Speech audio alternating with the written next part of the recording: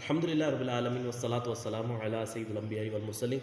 اما بعد فاعوذ باللہ من الشیطان الرجیم بسم اللہ الرحمن الرحیم۔ محرم الحرام کا یہ مبارک مہینہ جاری و ساری ہے، یہ حرمت والے مہینوں میں سے ایک ہے۔ اللہ پاک سے دعا ہے اللہ پاک اس مبارک مہینے کے صدقے ہم سب کی بخشش و مغفرت فرمائے۔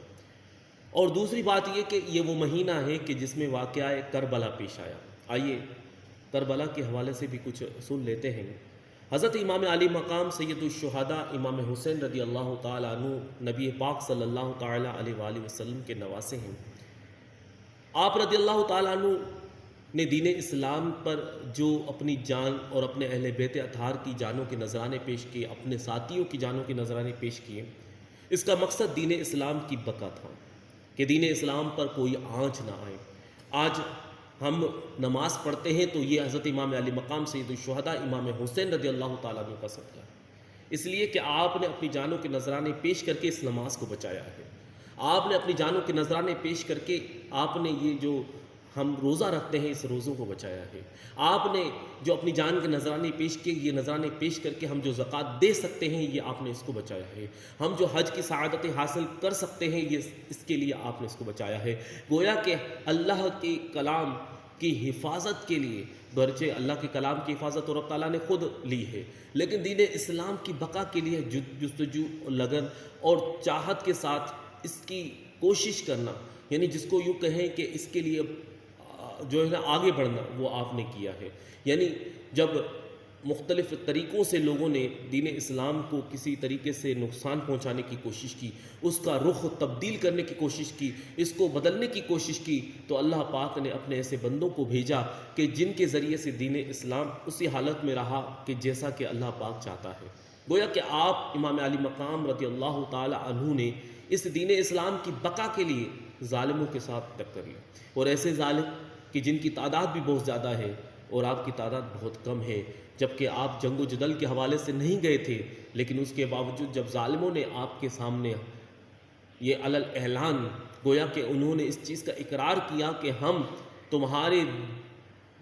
پاس جو دین ہے ہم اس دین کو باقی نہیں رہنے دیں گے، تو اللہ کے نبی علیہ الصلوۃ والسلام کے نواسے حضرت امام علی مقام نے اپنی جان کی پرواہ نہ کی، اپنی آل کی پرواہ نہ کی، اپنے مال کی پرواہ نہ کی، اپنے دوست و احباب کی پرواہ نہ کی، بلکہ صرف یہ چیز کی پرواہ کی کہ یہ دین باقی رہے، یہ اسلام باقی رہے۔ اور یہی کربلا کا میسج تھا۔ حضرت امام علی مقام رضی اللہ تعالی عنہ کی شخصیت وہ شخصیت ہے،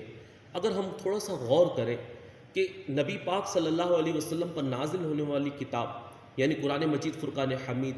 آسمانی کتاب ہے، اللہ کا کلام ہے، حضور پر اترا ہے۔ اللہ پاک نے گویا کہ اس آیات مقدسات، کچھ آیات مقدسات ایسی بھی ہماری نظروں سے گزر رہی ہیں کہ ہم اس پر غور کرتے ہیں اور کربلا کے واقعے پر غور کرتے ہیں تو ایسا مصداق کہ اس کے علاوہ ہمیں کوئی اور پہلو نہیں ملتا، جیسا کہ اللہ پاک جل شانہ نے ارشاد فرمایا وَلَنَبْلُوَنَّكُمْ بِشَيْءٍ مِّنَ الْخَوْفِ وَالْجُوعِ وَنَقْصٍ مِّنَ الْأَمْوَالِ وَالْأَنفُسِ وَالثَّمَرَاتِ۔ اب آپ خود اندازہ لگائیے، اللہ پاک اپنے بندوں سے فرماتا ہے اے میرے بندوں میں تمہیں آزماؤں گا۔ گویا کہ امام علی مقام کے ساتھ رب تعالیٰ کا یہ کلام ہو رہا ہے، یعنی یہ کلام حضرت امام علی مقام کے لیے ہو رہا ہے۔ اللہ پاک نے تو فرمایا کہ ہم تمہیں آزمائیں گے۔ اب یہ ہر اس انسان کے لیے ہے جو اہل ایمان ہے، ہر اس انسان کے لیے ہے جو اسلام پر آ چکا ہے، ہر اس انسان کے لیے ہے جو کلمہ پڑھ چکا ہے، ہر اس انسان کے لیے ہے جو اللہ اس کے رسول کو ماننے والا ہے، ہر اس انسان پر ہے جو دین اسلام کو اپنانے والا ہے۔ گویا کہ یہ الفاظ تو ہر ایک کے لیے تھے۔ وَلَنَبْلُوَنَّكُمْ، اللہ فرماتا ہے اے میرے بندو تم دین اسلام میں تو آ گئے، تم نے اسلام کو قبول کر لیا، تم دین اسلام کے ممبر ہو گئے ہو، ایک طرح سے امتی ہو گئے ہو، محمد عربی صلی اللہ علیہ وسلم کی امت میں سے ہو گئے ہو، لیکن ایک بات یاد رکھو ہم تمہیں آزمائیں گے۔ وَلَنَبْلُوَنَّكُمْ، ہم تمہیں آزمائیں گے بِشَيْءٍ، کچھ چیزوں کے ساتھ۔ اب وہ چیزیں کیا ہے؟ اللہ فرماتا ہے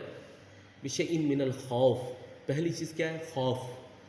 اب آپ کربلا پہ چلے جائیے، پھر دوبارہ کربلا کی جانب آئیے، چاروں طرف سے ظالموں نے گھیر رکھا ہے، ہر طرف سے ظالم اپنے ہاتھوں میں نیزے، بھالے، تیر، تلوار لیے کھڑے ہوئے ہیں، اور درمیان میں امام علی مقام کا چھوٹا سا قافلہ ہے اور وہ ان 30,000 یا 40,000 کے لشکر کے درمیان میں موجود ہے۔ آپ اندازہ لگائیں کہ کیسا خوف کا عالم ہے، کیسی خوف کی گھڑی ہے، جبکہ ان حضرات پر کوئی خوف نہ تھا۔ حقیقت یہ ہے، لیکن بظاہر خوف کا منظر ہے کہ ہر طرف ظلم و ستم کی آندیاں ہیں اور درمیان میں چند افراد ہیں، اور وہ اس چیز پر ہیں کہ اب یہ کیا سے کیا کرنے والے ہیں، اب ان کے ساتھ مقابلہ ہونے والا ہے۔ ایک طرح کا خوف، اور پھر دوسری جانب گویا کہ یہ وہ خوف تھا کہ جو ان ظالموں پر تو ہوگا کہ ان کو تو جہنم واصل ہونا تھا جو امام علی مقام کے سامنے مقابلے کے لیے آئے، لیکن حضرت امام علی مقام رضی اللہ تعالیٰ عنہ کو اگر خوف تھا تو خوف خدا تھا، وہ خوف آپ کے اندر تھا۔ اور پھر اللہ فرماتا ہے وَلَنَبْلُوَنَّكُمْ بِشَيْءٍ مِّنَ الْخَوْفِ وَالْجُوعِ، پھر دوسری بات فرمائی وَالْجُوعِ، بھوک کے ساتھ۔ مجھے بتائیے کہ کربلا سے بڑھ کر کوئی بھوک آپ نے سنی ہے؟ کوئی ایسا واقعہ سنا ہے کہ جس کے اندر ایسا ہو کہ 3 دن مسلسل بھوک و پیاس کی شدت سے ہو، حلق سے ایک قطرہ پانی کا نہ اترا ہو؟ کیسی سچویشن ہے، کیسی کنڈیشن ہے کہ اس سچویشن میں اللہ فرماتا ہے ہم تمہیں آزمائیں گے خوف کے ساتھ، بھوک کے ساتھ۔ اور اس سے بڑھ کر اور کون سا واقعہ ہوگا جس کے اندر اس بھوک کا ذکر ہے؟ اور بھوک کا عالم یہ ہے کہ مجھے وہ گھڑی یاد آتی ہے جب حضرت علی اکبر رضی اللہ تعالی عنہ اللہ کے پیارے حبیب علیہ الصلوۃ والسلام کے نواسے حضرت امام علی مقام رضی اللہ تعالی عنہ کے پاس آتے ہیں، زرہ باندھتے ہیں، ہر طرح سے تیار ہوتے ہیں۔ یاد رہے کہ حضرت علی اکبر رضی اللہ تعالی عنہ وہ شخصیتیں ہیں جن کو دیکھ کر حضور کی یاد تازہ ہو جایا کرتی تھی، یعنی یہ وہ شخصیت تھی جو ہم شکل مصطفیٰ قرار پائے تھے، یہ وہ شخصیت تھی جو حضور علیہ الصلوۃ والسلام کے مشابہ تھی۔ اللہ اکبر، جب یہ تیار ہو کر جب یہ بدبخت یزیدی لشکر کے درمیان میں جا پہنچتے ہیں، مقابلہ کرتے ہیں، کئی لوگوں کی گردنیں اڑاتے ہیں، یہاں تک کہ آپ کی پیاس کی شدت بڑھ جاتی ہے، آپ دوبارہ اپنے خیموں کی طرف آتے ہیں۔ بابا جان پیاس لگی ہے، اللہ کے پیارے نبی صلی اللہ علیہ وسلم کے نواسے حضرت امام علی مقام سید الشہداء امام حسین رضی اللہ تعالیٰ عنہ اپنے منہ سے زبان کو لے کر آپ حضرت علی اکبر رضی اللہ تعالیٰ عنہ کے منہ میں رکھتے ہیں، کہتے ہیں بیٹا چوسو، اس سے جو پانی حاصل ہوگا اس سے تجھے طاقت ملے گی۔ گویا کہ وہ طاقت حاصل کر کے پھر آپ ان کے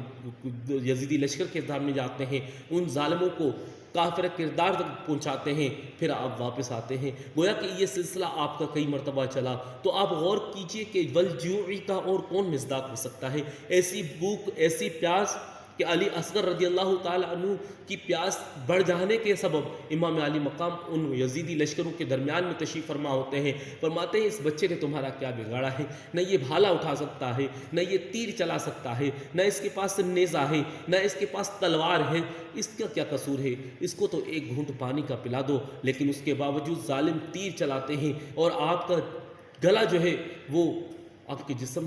جسم کے ہوتے ہوئے آپ کے گلے سے تیر نکل کر حضرت امام حسین رضی اللہ تعالیٰ عنہ کے بازو میں پیوست ہو جاتا ہے۔ یہ غور تو کیجئے کہ بھوک کا عالم کیا ہے۔ اور پھر اللہ فرماتا ہے ہم تمہیں آزمائیں گے، اللہ فرما رہا ہے ہم تمہیں آزمائیں گے خوف کے ساتھ۔ حضرت امام علی مقام رضی اللہ تعالیٰ عنہ کے اس واقعے میں خوف اس سے بڑھ کر کہیں نہیں دیکھا گیا، بھوک کی وجہ سے اس سے بڑھ کر کہیں بھوک کا معاملہ نہیں نظر آتا کہ اس سے بڑھ کر کوئی ایسا واقعہ پیش آیا ہو، تاریخوں میں کوئی ایسے معاملات پیش آئے ہوں کہ اس سے کئی گنا زیادہ کوئی بھوک و پیاس کی شدت میں ہو۔ پھر اللہ نے فرمایا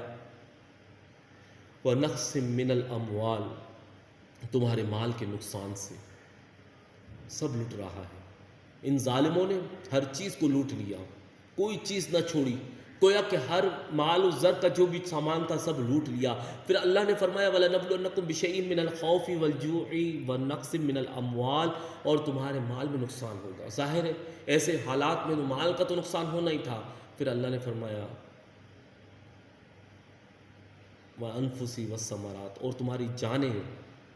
تمہاری جانوں کے ذریعے ہم تمہیں آزمائیں گے۔ جانیں اب اللہ کی راہ میں پیش کرو یا پھر